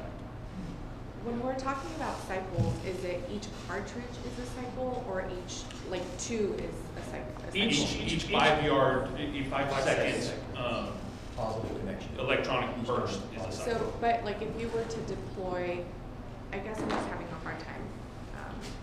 So like if you were to deploy 2 at one time with Taser 10, and then that like does its electricity thing, and then you do it, that would be 1 cycle, and then you do it again, it'd be two cycles. If you were to deploy like 6 of them and it finds the first, the best 4, is it doing the electricity on those 4 at the same time, or? As soon as each new cartridge is deployed, the 5-second cycle begins. So, and I'm almost positive that's how it works. So like if I deployed 2 cartridges and it was not effective, I didn't get the behavior change that I wanted to get, and we've all seen the videos of a behavior change. So if you get a Taser deployment here and here, and you get a good lockup where the muscles tighten, the person stops what they're doing, you get the change in behavior.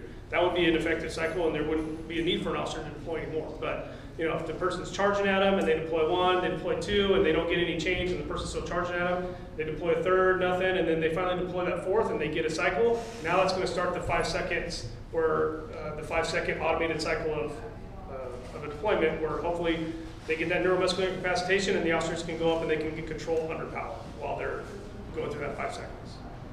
Did that answer your question?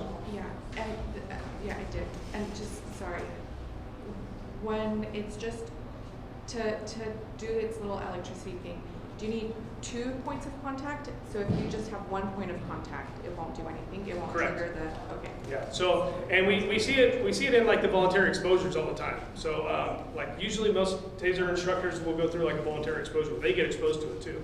So on that first deployment to a person that's volunteering, and I hit that person in the back, that first hit does nothing. That second hit, you see the immediate behavior change. Their muscles lock up and they get escorted to the ground by other instructors. In your training, your officer training, do they have to qualify as far as accuracy with this? Yes. Okay. Yeah, Just part like of they do it, with the other one? and they have to train every year. And so part of the requirement that they have to get every year is they have to deploy 2 live cartridges accurately with the Taser 7s. And it's going to be different with the Taser 10s. That's going to require them to have accurate deployments on target. So if they miss the target, then they got to go through again. They got to have accurate hits on the target. Since I'm learning about this too, are there any other indicators on the new Taser 10 that lets an officer know that that circuit is complete? It's really just the behavior change. That's going to be the most effective way for them to know if there was. They'll do one flat. So it will? Yeah, it will. Because we can see in the Tasers when we look at the reports where the circuit was complete. So in doing the blue teams or whatever, the sergeant can say, hey, the first 2 cycles were ineffective. We know that based on the Taser cartridge. So I'm glad they added that. Since the Taser knows when that circuit's complete, that auditory tone. Oh yeah, and maybe I misunderstood, because in the aftermath, like there's a whole new program that comes with this called the Taser Trend, and it tracks data like nothing else. So it'll show you the data from the probe, whether it was an effective connection, how long the connection was effective for, and it'll create a graph that'll show you like, okay, these were ineffective, and then this one became effective, and the effectiveness lasted for this many seconds. So that's part of it, and all that data gets uploaded into evidence.com following every deployment of Taser. But on scene, it's as an indicator, like, hey, I already got this person. Aside from the behavioral change, it sounds like there's an audible. Yeah, I think there is an tone audible that tone. That's I correct. think you were gonna say something. No. It'll be that Oh, okay. charge sound, just consistent. It'll be like, it's almost like that, but it's a loud, Okay. it's essentially that, but just one long pitch. In your presentation you did, a couple months ago, you said when taser was deployed, the body worn camera is turned on. Yeah. With the 7 is a 10 the same way? Yes, yeah, it'll be the same. So anytime there's a trigger activation on the taser, it will automatically turn on any of the cameras within, it's usually a 30-foot radius, depending on buildings and whatnot, but it is supposed to activate any of the cameras that are in standby. So like, if all of our cameras in here are on standby and I activate the trigger on this, then it should essentially turn on all the cameras. Is there a minimum range? I know you talked about the maximum range. Is there a minimum range with 10 that you can, so if you're hands-on with somebody, you can. Yeah, I mean, the closer the better. So, I mean, the maximum is usually 30 feet. And we had to troubleshoot with this a little bit early on because we were having officers do their spark checks and their function checks at the beginning of the shift, and they were turning on cameras all throughout the department because everyone had their cameras on. So we had to adjust some of the settings, but anytime that a trigger is pulled, then it turns on the cameras that are in standby. So yeah, there's no minimum. With the 10. Are you talking about the cameras or if it could be effective at a close range? Both. The first question was So cameras, the second one was. What's nice about the 10 is you pick your own spread. So the Taser 7, if I was this close and I pulled the trigger, the spread's already picked for me, right? So it's gonna be here, it's gonna be ineffective, right? If I get a probe spread anything really less than 12 inches, the likelihood of me getting neuromuscular incapacitation, not very good. 4 inches or less, it's just like a drive stun. So if with a Taser 7, if I'm too close, it's gonna be ineffective. But the nice thing about the Taser 10, even if I was in this close quarter instance and I could get to my taser, I could pull the trigger here and then I could aim lower and pull the trigger. And now I got more than 12 inches and I could get an effective NMI on a subject from a close quarter. So not only does it's good from a close quarter perspective, but also that long distance. So it's theoretically it's going to be a lot. Brandon, is there any additional danger from shooting too close? No. That's what I was just going to mention. These cartridges, they're equipped with almost like a buffer, so you can shoot them point blank. I could take it and I could pull this right against his body and pull the trigger at point blank range, and then I could just deploy to another spot point blank, and it's not going to cause any further injury than it would from deploying from me to Circle Cell. You're gonna begin rolling those out immediately, the 10s? We're working with Axon. Training.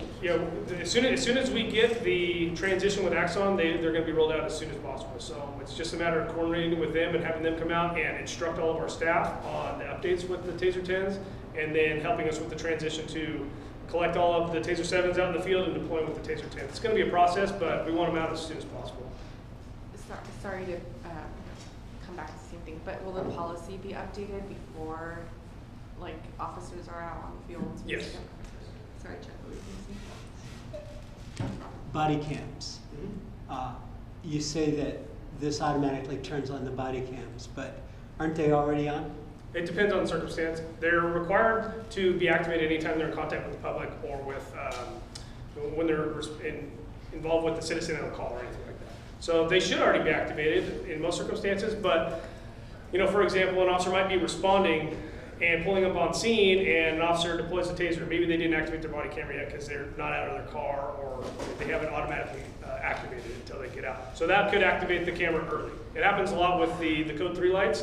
So I've noticed that I'll be responding to assist an officer on a call, and all of a sudden my camera turns on, and I didn't turn it on. It's because the Code 3 lights from a nearby officer activated the camera. So it's just a fail-safe. There's dynamic, quick things that can happen where an officer might not have time to activate it, but we wanted to make sure that anytime the deployment of a taser happens, that it'll activate the camera. Maybe the officer didn't get the opportunity to turn their camera on because they were suddenly attacked or something, and they're defending themselves and they tase this person. Well, we want to make sure that that's some captured on body camera through the activation of that feature. But in most circumstances, you're right. Okay. Yeah, most circumstances, the camera would already go. My question, if an officer is attacked, is the taser still his first weapon of choice? It depends on the circumstance. If it might be the most reasonable for them to use at the time, if an officer is just, ambushed with somebody that physically attacks them with punches and kicks, it might be the most effective tool for them to use, right away. Just kind of depends on every individual circumstance.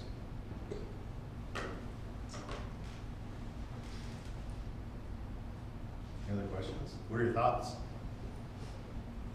Think it's a good improvement? Sounds like it's better. Yeah, I'll just add on to that. One of our biggest concerns that we have, but ultimately, and we were talking about this earlier, in terms of you know, we talk about use of force options and all of our tools, and really trying to just capitalize on the ones that are most appropriate for every given circumstance, right?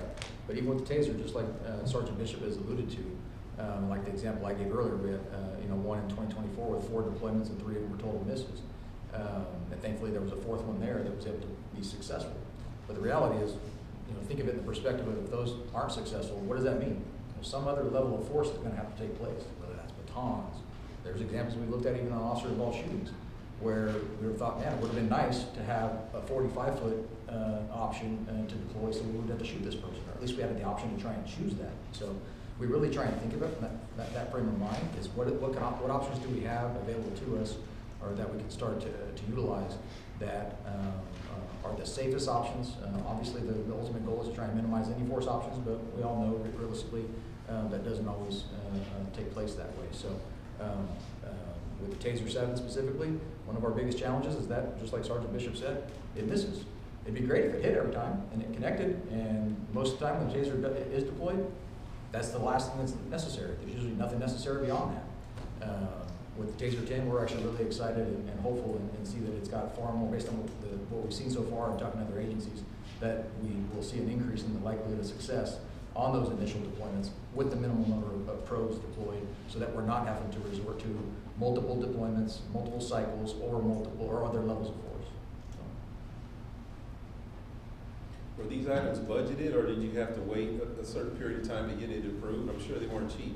You know, this is not the first time that historically, we've got tasers for years. It's even the very first generations when some of us, you know, first started in the organization. A much bigger, bulkier device than what you see now. But and then we went to the X26, right? That was next, and the Taser 7s, and now the Taser 10s. Every one of them, quite honestly, has usually an increase in price, like any latest, greatest iPhone example that was mentioned earlier. But we had the funds to be able to accommodate that, so it was good.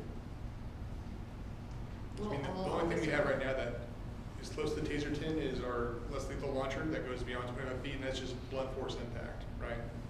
So with this, we have the ability to reach out 20 more feet, achieve neuromuscular incapacitation, hopefully immobilize a person, which gives officers times to go up and go hands-on and stop the threat right there, take them in custody, instead of have to, you know, maybe do another deployment at the 40 and then kind of exacerbate the ongoing situation.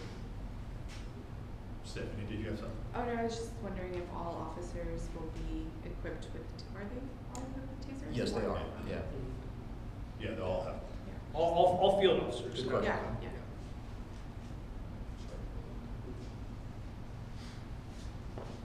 Any questions?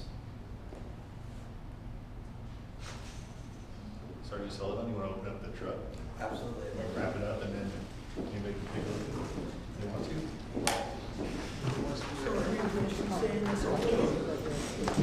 I'm about to. Oh, are we not going to talk about next month? I mean, are we going to talk more here? So I think we were going to wrap up in here, and then we can go outside and. I mean, are we talking about? Like, there's nothing to do. No, I'm just saying, are you going to? Jeff just said you take it. What do you do? We activated everybody's camera. Tag it correctly. Yeah. Hey, real quick, a funny thing is, as we're messing with the tasers right now, we actually activated all the cameras of the impact officers that are in their office right now. All their cameras are in standby, we just turned them all on. So it works. Okay, so next month, I would like to bundle some together, but they're smaller policies that had much less recommendations from the CAP. But it is the use and force reporting and accountability policy. That was one that Lieutenant Bagby presented a while back. The officer involved critical incident policy, which was also Lieutenant Bagby. And then public recording of a police officer, which was Officer Nadar. So I think public recording of a police officer had like 8 recommendations. One of the other 2 I think had 20, but they were all really small.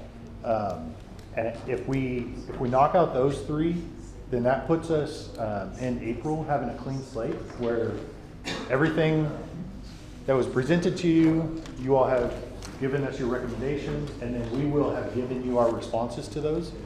So then in April, so I would post it in March, would be search and seizure. So April would be a clean slate as far as like policies that are out waiting for something.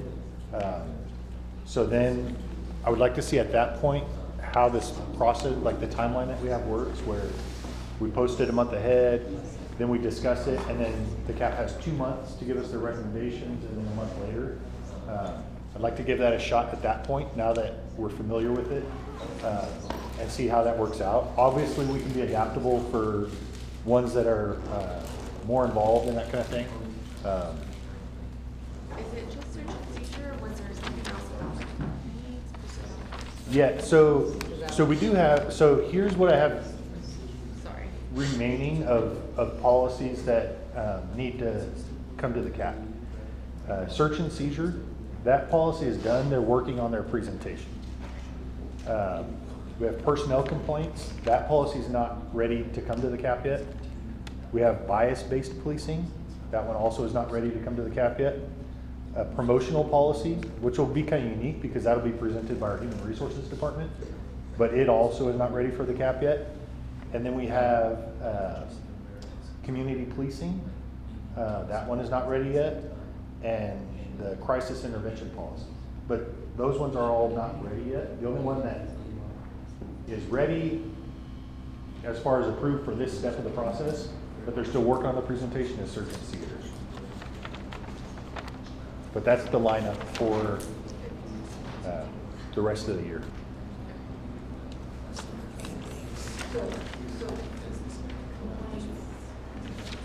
So search and seizure policy Right, it's ready. is ready. Then we have personnel complaints, which is our IA policy basically. Bias-based policing, Okay. the promotional policy, community policing, Okay.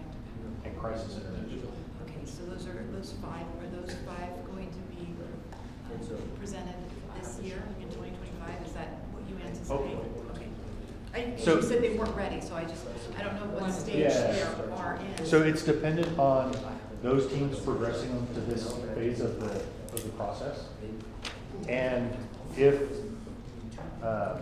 the framework that we have, the timelines, if we're able to maintain that. If both of those things line up in a magical world, then by the end of the year, we will be done reviewing policies. And then we would move on to training and other things throughout the organization.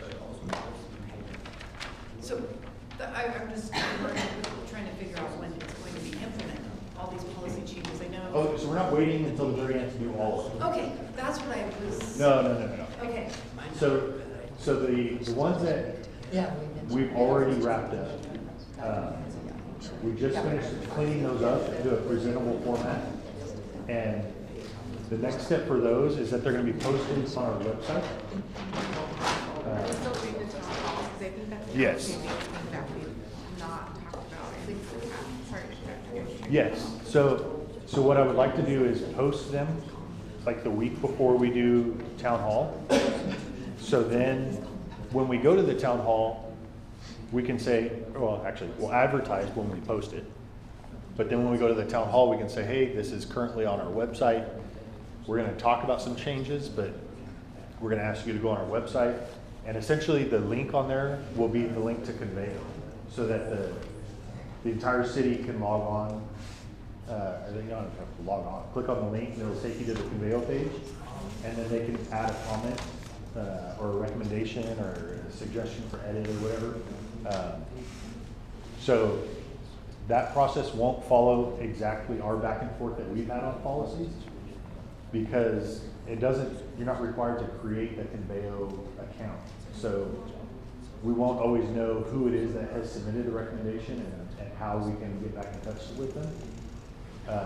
We will go through and review each one.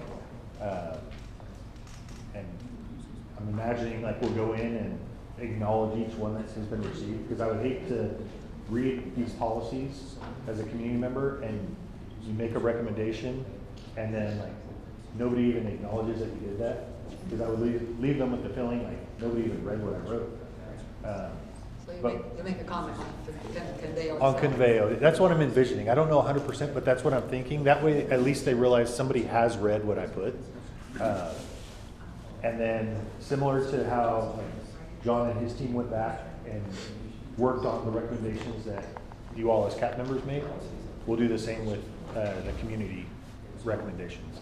Can I suggest maybe giving folks like at least, I think at one point we had talked about like a month, but at least like 2 weeks or something for them to, because you know, like sometimes Yeah, people yeah. have like busy schedules, for them to like digest. Yeah. These are not like. I'm sorry, I didn't mean leave it up for 1 week. Oh, no, for that, I mean, from when you post to the town hall, because they're just like not super digestible sometimes to like.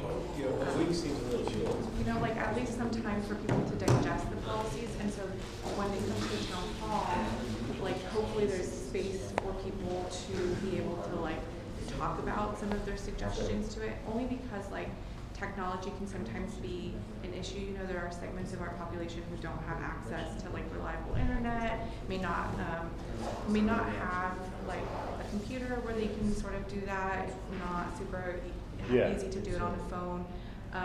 Or they just might not be like super tech savvy or feel comfortable with that. And you know, there may also be like accessibility issues with people who have like visual or like some sort of like visual impairment or something.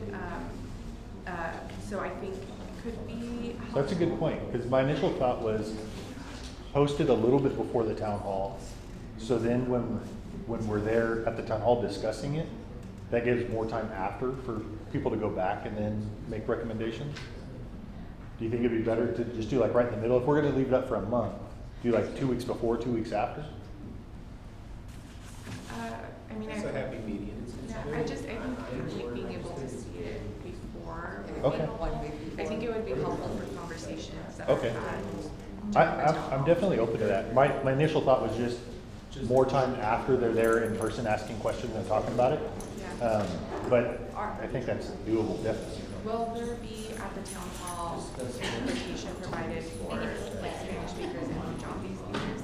So we will, yes, have interpreters there. We have officers that are certified for both languages. So we'll get them there. There is potentially some issues with the translation of the entire policy to multiple languages. And that issue is cost. But I mean, I think I mean, maybe a happy medium is that like more policies that, like policies, for example, like use of force. That's exactly what we're talking about. I think that there are some policies that I think really do merit being translated into like, I think it would be a disservice to the community. That's what Chief and I talked about, was instead of doing a whole policy, maybe just the more crucial ones, like use of force, personnel complaints. Because I think the quote that we got, just, yeah. To volunteer myself, but I'm happy to help with the translate. I do it all the time. Yeah. So the quote that we got from the translation company that we use is $33,000 to translate, and that's only one language. So we weren't aware of that, because we've only translated like documents, not yeah. But yes, what you're suggesting is exactly what you said. Okay, let's pick the more critical ones and just have those translated.